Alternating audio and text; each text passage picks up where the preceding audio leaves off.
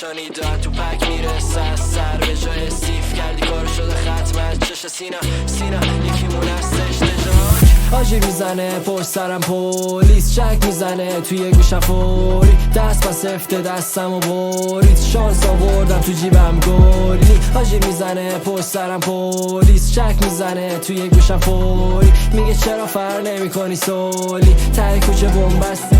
هم صدا میشم با صدای گوش دقیقا من همونیم که میخواستم یه روز یه بچه پرویی که حرف نمیره بگوش میخواستم رپرشم ولی اسم نبود سروش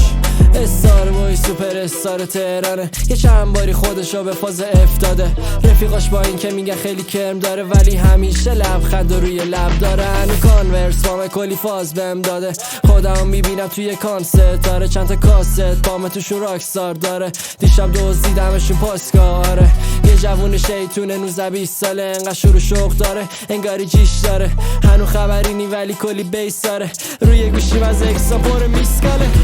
آجیر میزنه پشت سرم پولیس چک میزنه توی گوشم فوری دست پس افته دستم و برید شانس آوردم تو جیبم گلی آجیر میزنه پشت سرم پولیس چک میزنه توی گوشم فوری میگه چرا فر نمی کنی سولی ته کوچه بومبسته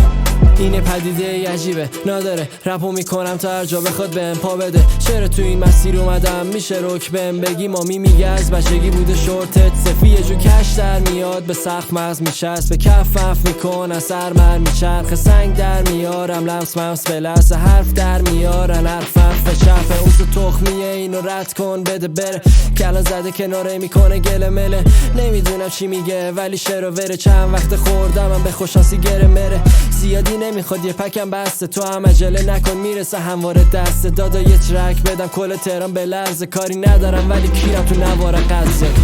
آجیر میزنه پشت سرم پولیس چک میزنه توی گوشم فوری دست پس افته دستم و برید شانس آوردم تو جیبم گلی آجیر میزنه پشت سرم پولیس چک میزنه توی گوشم فوری میگه چرا فر نمی کنی سولی ته کوچه بومبسته نیگوریز